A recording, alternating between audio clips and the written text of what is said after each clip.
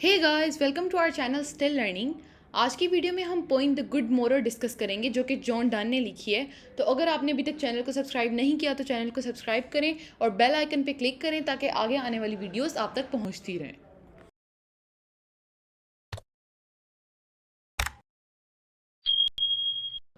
तो वीडियो को शुरू करते हैं। सबसे पहले जॉन डन कौन था?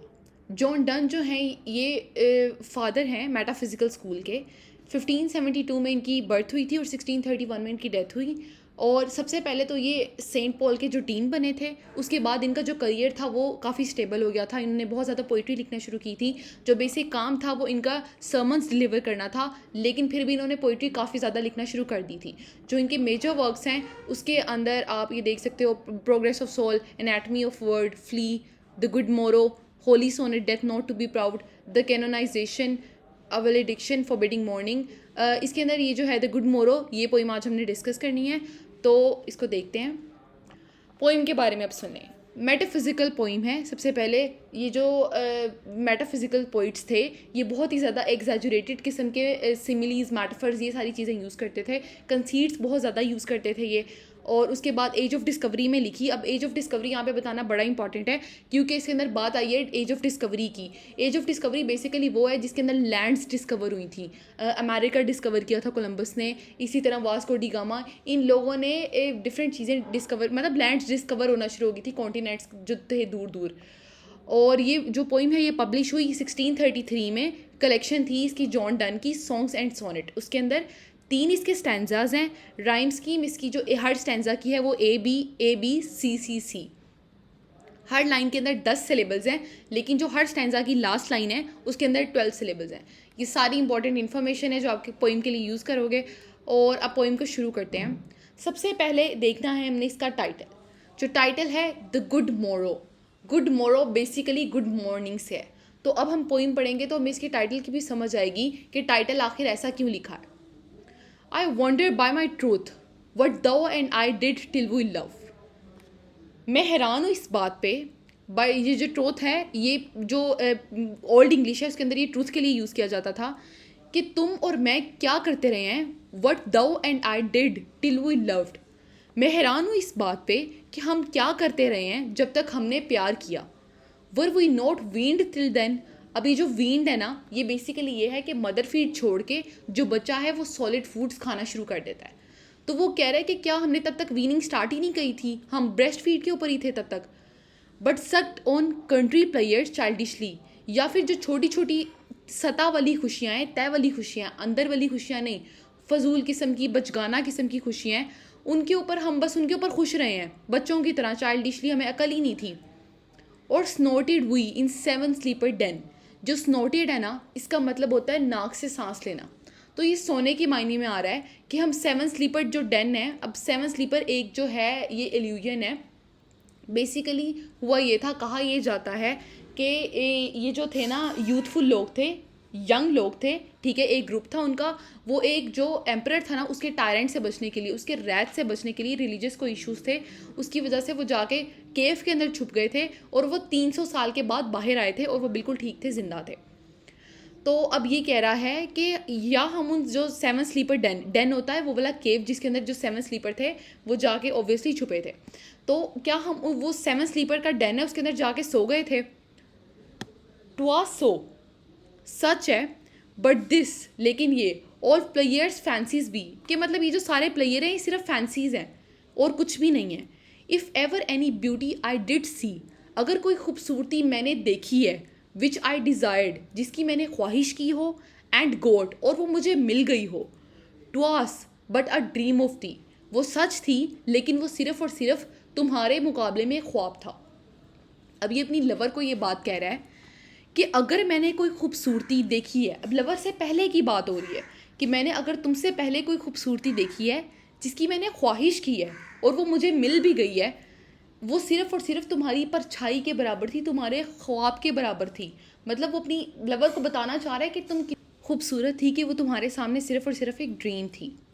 अब इसके अंदर ये देखें, ये 3 क्वेश्चन मार्क्स आपको नज़र आ रहे हैं। ये 3 क्वेश्चन की है, बल्कि ये 4 क्वेश्चन की हैं। I wonder by my troth what thou and I did till we loved. हमने क्या किया जब तक हमने प्यार किया। वर वी, बल्कि बेसिकली ये 3 क्वेश्चंस आएंगे. Were we not weaned till then but sucked on the country pleasures childishly और स्नोटेड वी इन 7 स्लीपर्स 10. ये जो आपको क्वेश्चंस नज़र आ रहे हैं, ये क्वेश्चन सिर्फ और सिर्फ जो पोइट है वो आपके आगे रख रहा है उसका जवाब मांगे बगैर. तो इसका मतलब क्या है, इन क्वेश्चंस को बोलते हैं रिटोरिकल क्वेश्चंस. ठीक है, ये एक लिटरेरी डिवाइस है, ये चीज़ को एलिवेट करती है, मतलब ये पोइट्री को आपकी एलिवेट कर देती है, लेकिन वो इसका आंसर मांगना नहीं चाह रहा होता, सिर्फ और सिर्फ ये क्वेश्चंस जो है वो आपके आगे रखता है. एंड नाउ गुड मोरो, ये हमारा सेकंड स्टैंजा स्टार्ट हो गया है. एंड नाउ गुड मोरो टू आवर वेकिंग सोल्स. अब ये गुड मोरो जो है ये हमारे टाइटल की बात यहाँ पे आ गया है. तो वो अब ये बताना चाह रहा है कि तब तक हम सो रहे थे जब तक हमने प्यार नहीं किया था.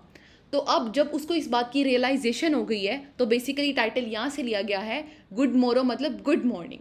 ठीक है, good morning to our waking souls, हमारी जो जागती हुई ये रूह है उसको good morning. Which watch not one another out of fear, जो एक दूसरे को फियर से नहीं देखते. आउट ऑफ फियर का मतलब यहाँ पे आप जेलसी ले सकते हो कि एक दूसरे को जेलसी की निगाह से नहीं देखते हम दोनों.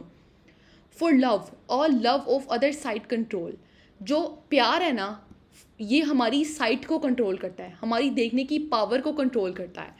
And makes one little room and everywhere, और हर तरफ हमारे लिए जो है एक जो है ना एक छोटा कमरा बना देता है हमारे लिए. उनकी साइट्स इतनी कंट्रोल्ड हैं कि वो सिर्फ एक दूसरे को देखते हैं. ठीक है, ये अपने वो प्यार की शिद्दत बता रहा है कि एक तो वो जेलस नहीं है एक दूसरे से, आउट ऑफ फियर एक दूसरे को किसी किस्म के खौफ से नहीं देखते, जेलसी से नहीं देखते, बल्कि उनका जो प्यार है ना वो उनकी साइट को कंट्रोल करता है. DIACOPE डायकोप वर्ड होता है ये. जिस तरह अब यहाँ पे जो रेपिटिशन आ रही है ना लव लव, ठीक है, बहुत छोटी सी चीज़ के बाद रेपिटिशन आ गई है, तो ये जो लिटरेरी डिवाइस होती है इसको डायकोप बोलते हैं. तो खैर उसने कहा है कि एक छोटा सा रूम बना दिया है हर तरफ हमारे लिए. अब ये वर्ड को भी रेफर कर सकता है कि पूरी जो एक छोटा सा रूम है वो उनके लिए पूरी वर्ड बन गई है, या पूरी वर्ड जो है वो उनके लिए एक छोटा सा रूम बन गई है जहाँ पे वो सिर्फ एक दूसरे को देखते हैं, एक दूसरे पे उनका मेन फोकस है. Let sea discoverers to the new world have gone. अब जो सी डिस्कवरर्स, अब यहाँ पे बात आ गई ना, जो लैंड्स डिस्कवर कर रहे थे एज ऑफ डिस्कवरी की, जो सी डिस्कवरर्स हैं, अभी यहाँ पे कोई स्पेसिफाइड नाम नहीं है, लेकिन उनको उनकी वर्ड्स डिस्कवर करने दो, उनको जाने दो अपनी वर्ड्स को डिस्कवर करने के लिए.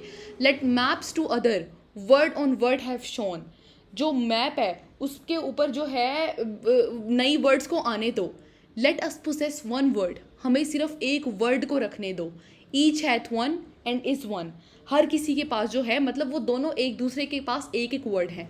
ईच हैथ वन, हर किसी के पास एक वर्ड है. जो पोइट है उसकी लवर के पास पोइट वर्ड है, और जो पोइट की लवर है उसके पास जो है वो जो पोइट है उसके पास उसकी लवर वर्ड है.